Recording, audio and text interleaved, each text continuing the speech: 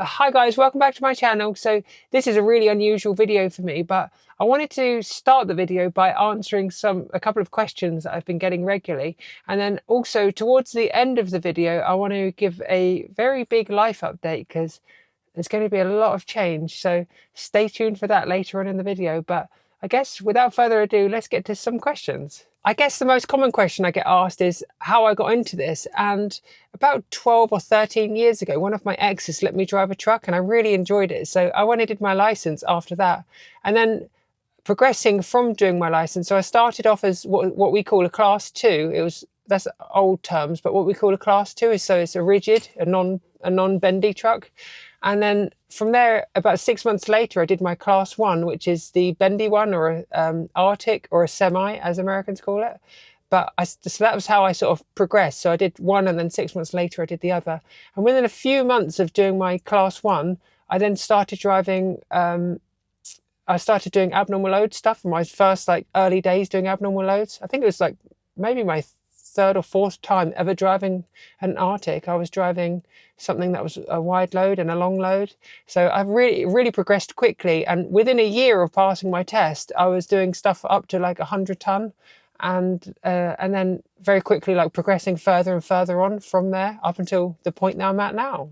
I was definitely thrown into the deep end with it all, and it was a real struggle to start with, but I slowly sort of got it. I picked things up pretty quickly, which is helpful, as some of you may have noticed, but I definitely had some issues, and I had some accidents, some small accidents, but I had some accidents nonetheless.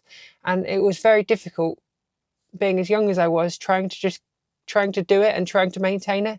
And I also wasn't strong enough when I first started, so I was struggling to lift tires, and I was struggling to lift timbers. And some of my colleagues were quite helpful, or a couple of the colleagues of mine were quite helpful, and then if I was working with them, they would lift things that I wasn't strong enough to do. But now I'm strong enough and I'm independent enough to be able to do them on my own, almost everything, which is really good. The next really notable question that stands out to me is how I got into everything that I got into. Now, obviously, trucks aside, because I've just answered that, but engineering-wise and sort of mechanical-wise, when I left school, I did a mechanical engineering apprenticeship.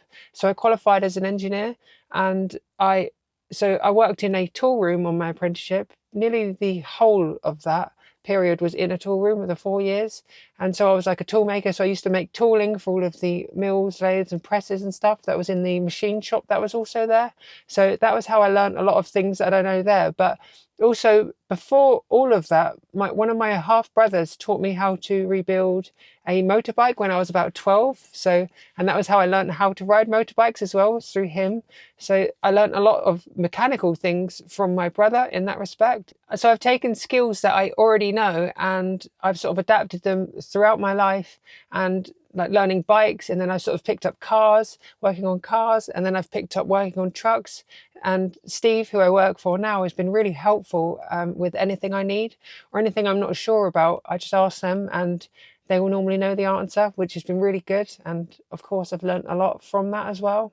What I love about doing all these things that I do is that while sometimes I don't want to get filthy or I want to try and keep clean, but it's really good to have a good mechanical understanding. So I've learned so much over my career, and there's so much that is unstoppable. I've never been recovered since being with Steve here. I've never had to be recovered because I've always managed to get myself going whilst out on the road. No matter what the breakdown is, I've always managed to get myself going and carry on, and then sort it out or get myself to somewhere to get it sorted properly.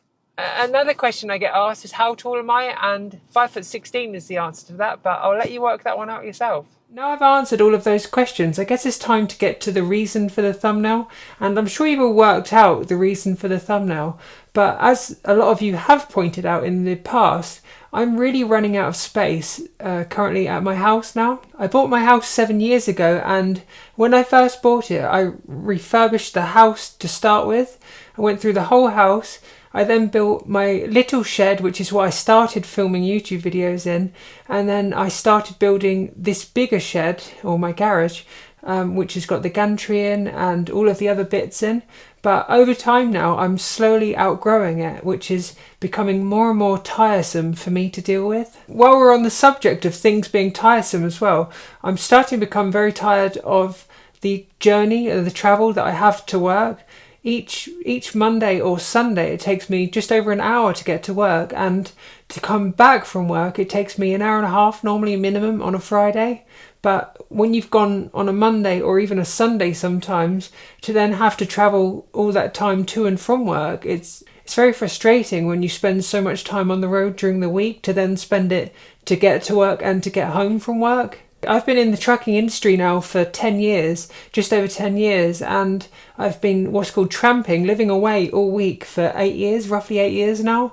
And as you can imagine, that itself is taking its toll on me. I don't get enough time at home. I don't get enough time in my own bed. I've got 2 to 3 nights a week in my own bed. So I'm finding it increasingly more frustrating as time goes on, and there's things that I'm missing out on. Like, it's harder for me with relationships and or to see my family. They obviously live around the country and also in America, so I spend a lot of time traveling between America and here, obviously, as you've seen. Along with that, it's hard for my hobbies. There's things that, like my dirt biking or mountain biking or anything that I like doing, I don't want to do because I don't want to travel at the weekends, because I'm just so sort of sick of driving all week and being away all week. I kind of just want to spend the time at home. So I end up becoming essentially a bit of a hermit because I spend a lot of time just at home, and I kind of don't leave when it comes to the weekends. I just like being in my own little space because I've been away all week. What my plan then was to sell this house and move closer. So I've done that. My house is currently being sold as we speak right now. It's referred to as sold subject to contract, but my house is sold and I'm quite a way through the process of selling it. So because I'm at that stage, I'm clearing everything out. I'm trying to pack everything I need, and obviously that's quite difficult when you've got not only your house, but also I've actually got more stuff in my garages and on my shed and my garages than I have in my house. So there's so much stuff for me to pack and try and sort out for this move. But then where I was moving to was a place closer to work, and obviously the reason for that is I need somewhere with more room. I would like to travel less and be home more often.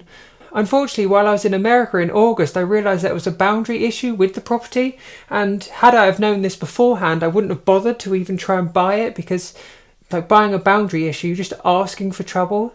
It'd be like trying to buy a Range Rover Sport or something. It's just, you're just buying problems.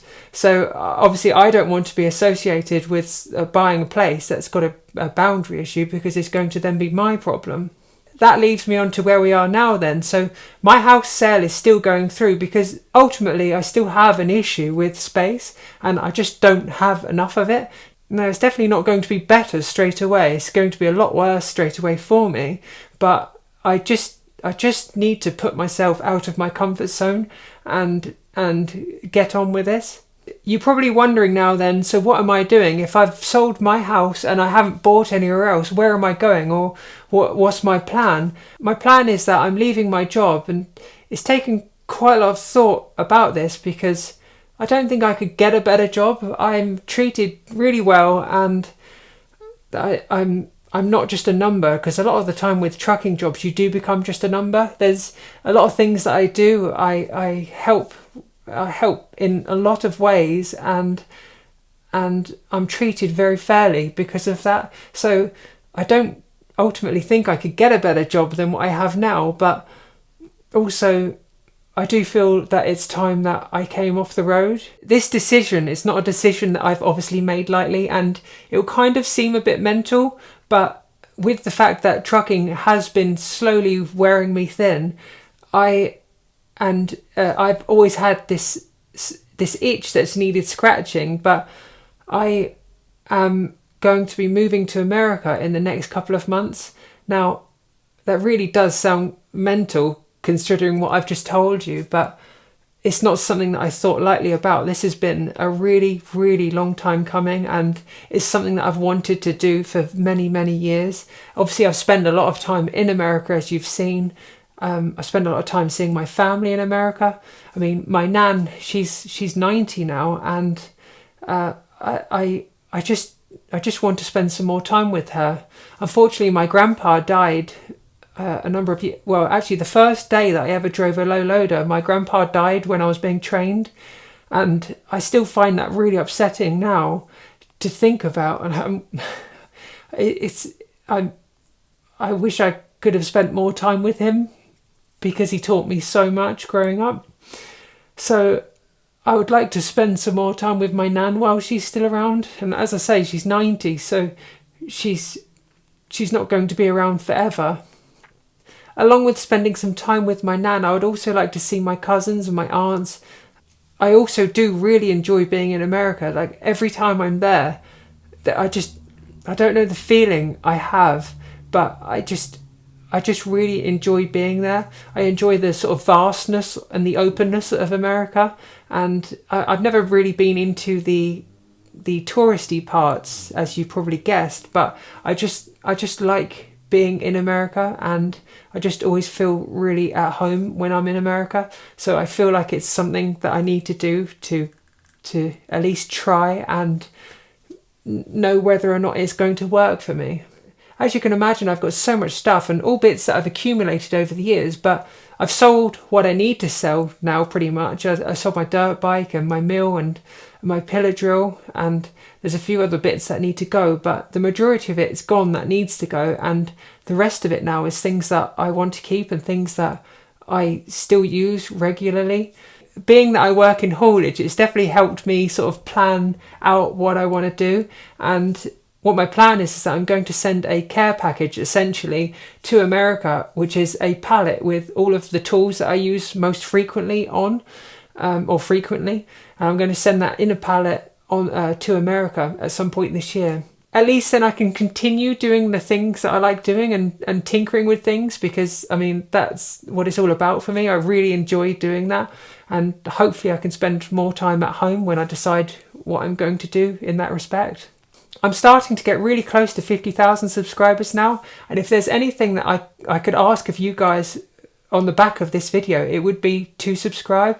There's roughly about 50% of the views that I get on each video is from people that aren't subscribed, and if the people that aren't subscribed, it would really help push my videos to more people, for more of you to see them, and for more of you to see the regular updates that I do, rather than just sort of the sporadic ones every now and again, because that is what happens with YouTube algorithm. So don't forget to hit the subscribe button and the bell icon for all of my videos and all of my updates. Hopefully you're all up to date now, but if there is anything I missed, make sure you drop a comment below and I'll try and answer it for you. But as always, if you like the video, don't forget to like and subscribe, and we'll see you on the next one. Thanks for watching.